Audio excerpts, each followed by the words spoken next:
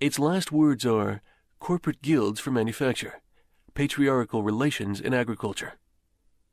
Ultimately, when stubborn historical facts had dispersed all intoxicating effect of self-deception, this form of socialism ended in a miserable fit of the blues.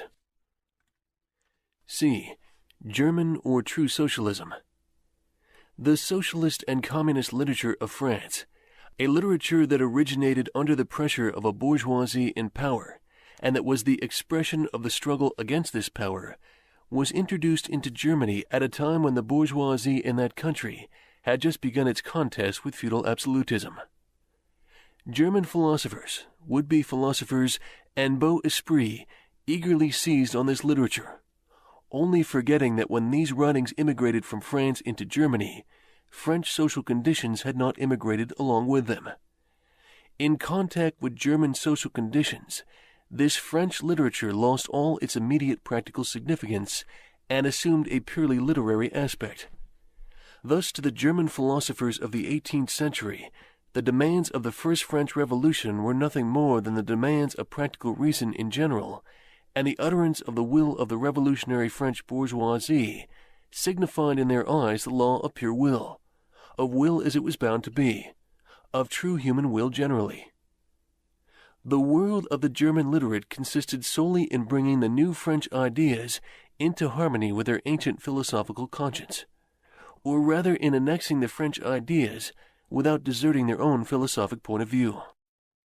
This annexation took place in the same way in which a foreign language is appropriated, namely by translation. It is well known how the monks wrote silly lives of Catholic saints over the manuscripts on which the classical works of ancient heathendom had been written.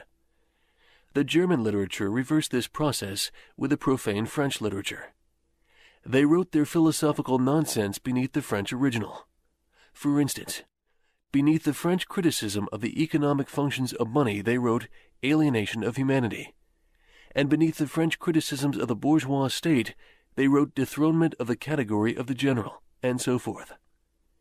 The introduction of these philosophical phrases at the back of the French historical criticisms they dubbed philosophy of action, German science of socialism, philosophical foundations of socialism, and so on. The French socialist and communist literature was thus completely emasculated, and since it ceased in the hands of the German to express the struggle of one class with the other, he felt conscious of having overcome French one-sidedness, and of representing not true requirements, but the requirements of truth, not the interest of the proletariat, but the interest of human nature, of man in general, who belongs to no class, has no reality, who exists only in the misty realm of philosophical fantasy. This German socialism, which took its schoolboy task so seriously and solemnly, and extolled its poor stock in trade in such mountebank fashion, meanwhile gradually lost its pedantic innocence. The fight of the German, and especially of the Prussian bourgeoisie, against feudal aristocracy and absolute monarchy, in other words, the liberal movement, became more earnest. By this, the long-wished-for opportunity was offered to true socialism of confronting the political movement with the socialist demands, of hurling the traditional anathemas against liberalism, against representative government, against bourgeois competition, bourgeois freedom of the press, bourgeois legislation, bourgeois liberty and equality, and of preaching to the masses that they had nothing to gain and everything to lose by this bourgeois movement. German socialism forgot, in the nick of time, that the French criticism, whose silly echo it was, presupposed the existence of modern bourgeois society, with its corresponding economic conditions of existence, and the political constitution adapted thereto, the very thing whose attainment was the object of the pending struggle in Germany. To the absolute governments, with their following of parsons, professors, country squires, and officials, it served as a welcome scarecrow against the threatening bourgeoisie. It was a sweet finish after the bitter pills of floggings and bullets with which these same governments, just at that time, dosed the German working-class risings. While this true socialism thus served the governments as a weapon for fighting the German bourgeoisie, it at the same time directly represented a reactionary interest, the interest of the German Philistines. In Germany, The petty bourgeois class, a relic of the 16th century, and since then constantly cropping up again under various forms, is the real social basis of the existing state of things. To preserve this class is to preserve the existing state of things in Germany. The industrial and political supremacy of the bourgeoisie threatens it with certain destruction, on the one hand from the concentration of capital, on the other from the rise of a revolutionary proletariat. True socialism appeared to kill these two birds with one stone. It spread like an epidemic. The robe of speculative cobweb, embroidered with flowers of rhetoric, steeped in the dew of sickly sentiment, this transcendental robe in which the German socialists wrapped their sorry, eternal truths, all skin and bone, served to wonderfully increase the sale of their goods among such a public. And on its part, German socialism recognized more and more its own calling as the bombastic representative of the petty bourgeois Philistine. It proclaimed the German nation to be the model nation, and the German petty Philistine to be the typical man. To every villainous meanness of this model man, it gave a hidden, higher, socialistic interpretation, the exact contrary of its real character. It went to the extreme length of directly opposing the brutally destructive tendency of communism and of proclaiming its supreme and impartial contempt of all class struggles. With very few exceptions, all the so-called socialist and communist publications that now circulate in Germany belong to the domain of this foul and enervating literature. 2. Conservative or bourgeois socialism. A part of the bourgeoisie is desirous of redressing social grievances in order to secure the continued existence of bourgeois society. To this section belong economists, philanthropists, humanitarians, improvers of the conditions of the working class, organizers of charity, members of societies for the prevention of cruelty to animals, temperance fanatics, whole and quarter reformers of every imaginable kind.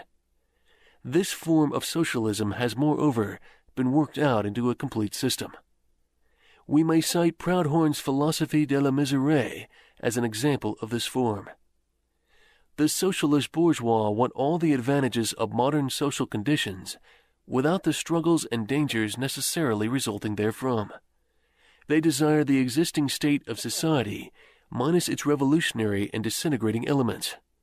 They wish for a bourgeoisie without a proletariat. The bourgeoisie naturally conceives the world in which it is supreme to be the best, and bourgeois socialism develops this comfortable conception into various more or less complete systems.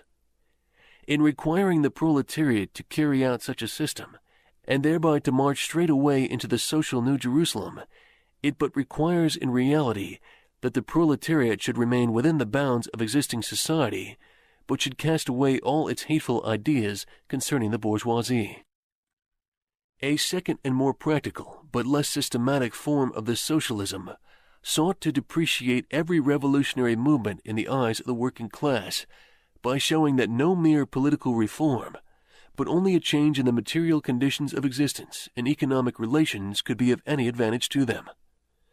By changes in the material conditions of existence, this form of socialism, however, by no means understands abolition of the bourgeois relations of production, an abolition that can be effected only by a revolution, but administrative reforms based on the continued existence of these relations. Reforms, therefore, that in no respect affect the relations between capital and labor, but at the best lessen the cost and simplify the administrative work of bourgeois government. Bourgeois socialism attains adequate expression when and only when it becomes a mere figure of speech.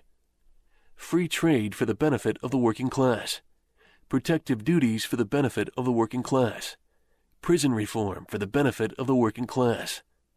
This is the last word and the only seriously meant word of bourgeois socialism.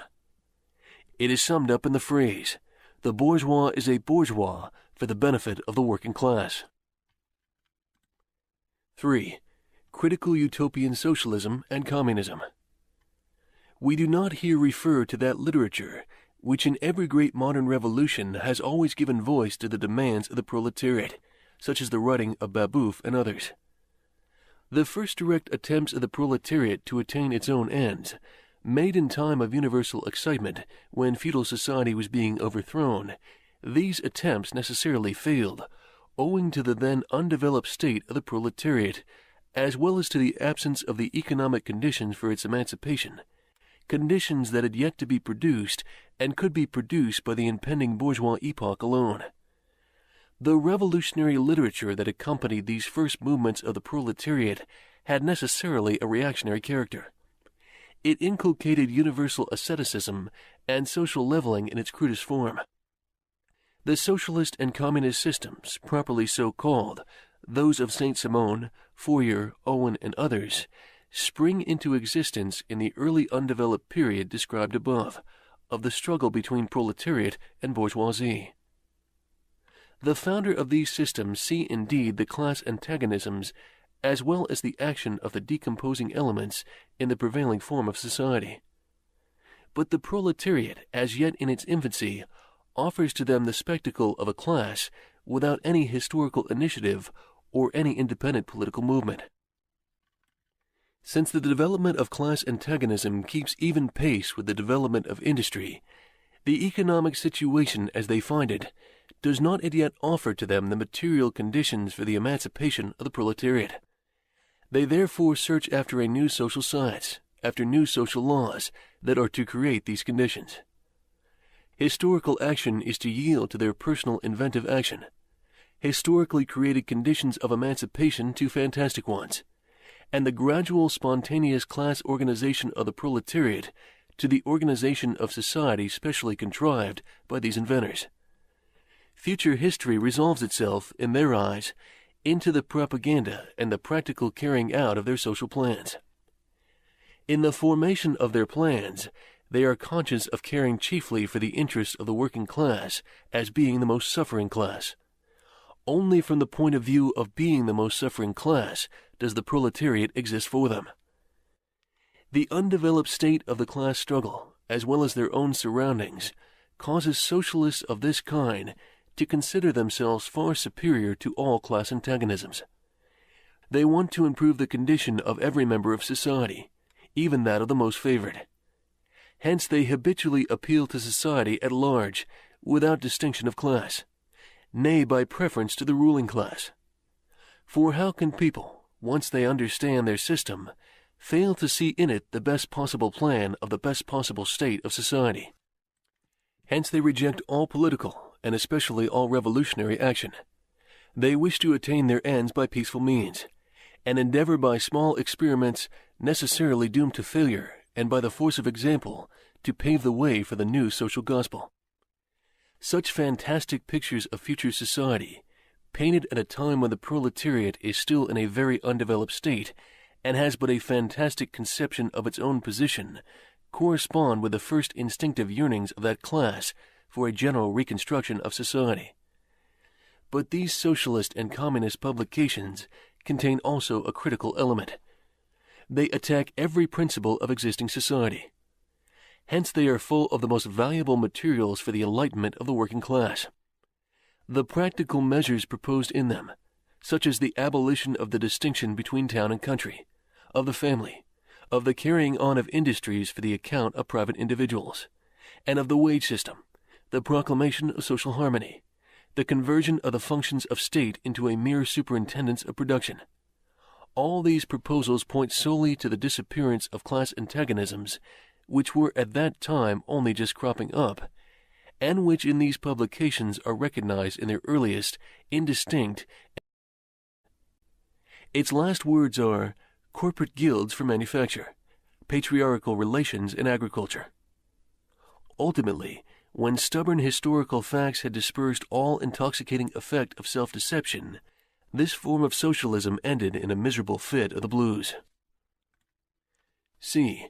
German or true socialism. The socialist and communist literature of France. This annexation took place in the same way in which a foreign language is appropriated, namely by translation. It is well known how the monks wrote silly lives of Catholic saints over the manuscripts on which the classical works of ancient heathendom had been written. The German literature reversed this process with the profane French literature. They wrote their philosophical nonsense beneath the French. From France into Germany, French social conditions had not immigrated along with them.